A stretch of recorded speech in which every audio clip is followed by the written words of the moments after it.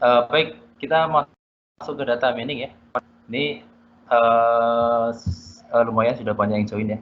Baik, saya ucapkan selamat datang untuk yang baru bergabung. Mungkin kita ada beberapa 1 jam 2 jam mungkin akan bahas tentang data mining secara keseluruhan ya. Secara keseluruhan nanti kita akan bahas secara umumnya. Nah, untuk data miningnya kita manfaatkan ini ya, Rapid Miner, softwarenya Rapid Miner. Sebenarnya softwarenya ada banyak ya. Cuma kita akan bahas tentang pakai Rapid Miner dulu ya. Rapid Miner dulu ya. Nah, terus oke. Jadi saya sedikit bahas tentang ini ya. Apa namanya, posisi saya yang sekarang ini ya. Ya, jadi saya ikut dalam kegiatan Aptikom. Jadi kegiatan Aptikom bidang penelitian dan seminar publikasi. Kemudian saya ikut dalam jurnal CBS. Kemudian di kampus saya sendiri, saya ikut bergabung dalam tim reviewer. Kemudian juga saya ikut bergabung dalam jaminan mutu kualitas dari institusi ya. Oke. Nah, itu sedikit tentang saya. Kemudian ini publikasi yang sudah pernah riset yang sudah saya pernah publikasikan. Oke. Itu sedikit tentang profil sedikit saya tentang saya. Nah, baik. Selanjutnya kita bahas tentang data mining itu sendiri ya. Jadi apa sih itu data mining gitu ya? Data mining itu sering banyak digunakan ya. Ya, banyak digunakan di lini semua penelitian itu hampir semuanya dia menggunakan itu data mining ya. Ya. Perusahaan penjualan pakai data mining, kesehatan juga pakai data mining. Ada banyak riset-riset para dokter itu menggunakan data mining. Kemudian proyek-proyek untuk teknik sipil pun banyak yang pakai data mining. Seperti mengukur kekuatan jembatan, estimasi itu banyak itu. Ya, bahkan di psikologi pun ada pakai data mining. Ya, psikologi ya. Bagaimana memprediksi lamaran itu diterima atau enggak? Nah, itu ada. Ya, ada sebuah riset ya kayak gitu ya. Kalau mau coba risetnya, mungkin kalau ada yang bergabung di fakultas ya psikologi ya kan atau HRD ya itu ada juga bisa menggunakan data mining ya. Oke, baik. Jadi data mining kita akan mencoba menggali atau mencari informasi di situ ya. Mencari informasi yang ada di dalam suatu data yang besar. Kemudian data besar itu kita cari informasinya, kemudian informasi yang kita butuhkan bisa digunakan untuk membuat sebuah keputusan ya. Keputusan kalau di umpamanya di pemasaran ya kan bisa buat kapan kapan sih kita akan mengeluarkan diskon nah gitu ya. Nah, itu juga bagus juga ya. Oke, itu ya database-nya seperti itu ya. Nah, kemudian dari data ini ada banyak bisa kita manfaatkan. Nah, kita langsung aja tentu poin. Nah, untuk data sendiri, database kalau sudah terkumpul banyak, kemudian kita akan mencoba memanfaatkan data mining, ya, untuk memanfaatkan data mining, maka kita di sini secara umum kita bisa memanfaatkan untuk mencari deskripsi, ya, deskripsi, kemudian estimasi, kemudian kita bisa melakukan prediksi, kemudian kita bisa melakukan riset klasifikasi, kita juga bisa memanfaatkan untuk riset clustering, ya, kemudian kita juga untuk asosiasi, oke, asosiasi. Nah, untuk deskripsi sendiri ya, untuk deskripsi sendiri kan kalau data mining kita manfaatkan deskripsi berarti mencari gambaran umum aja. Jadi mencari gambaran umum pola dari tren dari database itu arahnya kemana sih gitu ya. Itu deskripsi. Kalau estimasi ya kita estimasi mirip dengan klasifikasi ya. Cuma kalau di estimasi ini lebih ke arah ke angka numerik. Ya, di antaranya bisa kita manfaatkan menggunakan linear regression. Nah, untuk prediksi ini bisa kita memprediksi suatu masa depan. Kira-kira kalau ada data yang kosong, kira-kira dia masuk ke data mana sih? Gitu ya. Ya, kita kira-kira itu nanti hasilnya untuk apa sih ke depan. Nah, itu prediksi. Kemudian untuk klasifikasi.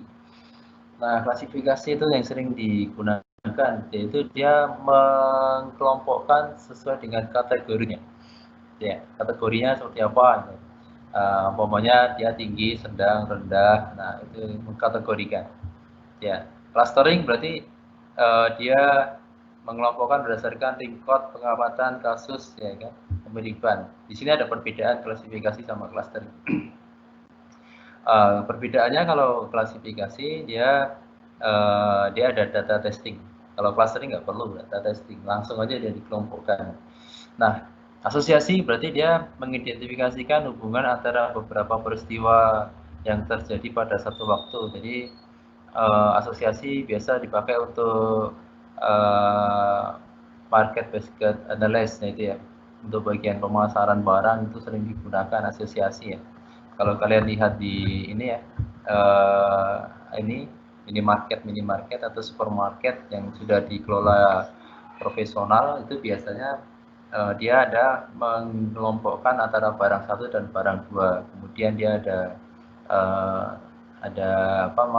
menentukan dia diskon, bonus atau apa ya. Kadang kan pernah lihat ya, sabun cuci kemudian ditempel dengan sampo, nah gitu dah ya. Nah, itu termasuk bagian dari asosiasi itu. Jadi nggak sembarangan. Ya, sembarangan. Contohnya kalau sembarangan ya kan, ada sabun cuci ditempel, bonusnya itu adalah rokok, kan nggak mungkin, ya kan? Oke, ya. Nah, tahapan. Oke, ini tahapannya. Untuk tahapannya, dari data mining, yang pertama pasti ada datanya. Nah, kemudian dari datanya kita seleksi, kemudian kita pack, oke kan? Kita kelompokkan ke dalam data warehouse. Nah, biasanya di dalam database-nya itu ya, warehouse atau pack data-data kita kelompokkan. Nah, setelah kita kelompokkan data dari warehouse, kita pack, dari situ sudah ada sih. Sebenarnya data mining itu bukan mengambil sih ya, dia hanya lebih cocok diartikan sebagai menambang. Jadi sebenarnya datanya sudah ada, tinggal kita kelola, bukan mencari data lagi ya. Jadi datanya sudah ada, tinggal kita kelola saja. Nah, data warehouse sudah ada datanya, kemudian kita masuk ke dalam proses pre-processing atau processing. Nah, processing. Dari data kan ada banyak ya. Tidak semuanya data itu bisa dipakai secara langsung. Maka kita butuhkan pre-processing. Barangkali ada data yang miss, ya kan? Ya, ada yang missing, kemudian ada yang data yang outlier nggak sesuai atau apa. Nah, atau data yang kita pilih-pilih dulu. Nah, itu masuk ke dalam pre-processing. Nah, setelah masuk ke pre-processing, berarti masuk kita ke transformation ke database-nya itu ya. Nah, transformasi bisa jadi ini ya, mungkin ada data yang dimana data itu berbentuk ring, kita buatkan jadi angka, bisa juga gitu. Nah, kemudian kita masuk ke data mining-nya, kita carikan model yang tepat, ya kan, untuk menghasilkan pattern-nya itu. Data mining cocok yang mana. Nah, setelah cocok, oh ternyata dia mempunyai tingkat evaluasi accuracy yang tinggi, nah itu ya. Nah, itu baru kita masuk ke tingkat evaluasi. Data mining mana yang cocok untuk prosesnya, itu ya. Nah, hasilnya kalau sudah evaluasinya sudah bagus, itulah hasil penelitian yang kita dapatkan, sebuah riset. Nah, itu penelitian, banyak orang meneliti tentang data mining. Ya. Kalau kita mencoba meneliti data mining ini bagus ya. Nah, oke, ini sedikit aja yang populer. Sebenarnya ada banyak di situ contoh-contohnya atau populer dari algoritmnya. Ya. Oke, untuk prediction itu klasifikasi, ya kan? Klasifikasi itu datanya supervised. Apa sih supervised nih? Supervised itu datanya ada data testing, ada juga data training ya. Ada data testing, ada data training. Data testing dari data secara keseluruhan. Kemudian data testingnya, ya. Data testingnya itu berarti yang akan diuji data. Ya, datanya yang akan diuji. Oke. Nah, itu menggunakan klasifikasi. Nah, klasifikasi sendiri itu ada decision tree, ya kan, ada SVM, ada logset, genetic algorithm. Nah, itu ada banyak sih. Nah, itu kita nggak bisa bahas satu-satu ya. Kalau bahas satu-satu nanti kita hanya bahas satu aja, gitu ya. Tapi kalau kita bahas tentang rapid minternya, kita bisa bahas semuanya. Oke, baik. Kemudian kalau prediksi menggunakan regression itu ada regression tree atau menggunakan linear regression. Ya, itu biasa untuk estimasi. Nah, kemudian kalau asosiasi itu ada FP-GROW kalau kita asosiasi. FP-GROW itu pengembangan dari a priori. Ya, pengembangan dari a priori ini data lama. Kalau kita lihat di lebih di sekarang ini peneliti-peneliti ini daripada a priori dia mengarah ke FP-GROW-nya karena FP-GROW pengembangan dari a priori. Nah, clustering itu kita bisa manfaatkan menggunakan key means atau ada juga key medoid tadi di situ nggak ditulis ya, tapi kalau di nanti di kita latihan itu ada juga sih ya. Oke, jadi begitu ya. Oke, kalau data unsupervised learning itu berarti datanya tidak membutuhkan data testing, dia hanya butuhkan data training aja, atau satu data aja. Ya, untuk yang clustering ya. Ya, untuk clustering. Untuk velocity-nya bisa menggunakan DBI. Kemudian kalau klasifikasi itu kita bisa menggunakan accuracy. Ya. Nah, kemudian kalau estimasi nanti beda lagi, RSMA. Oke. Terus rapid meter. Kita langsung aja to the point ke rapid meter. Karena kalau teori saya kira peserta-peserta ini sudah paham nih teori-teorinya. Nah, sekarang kita langsung masuk aja ke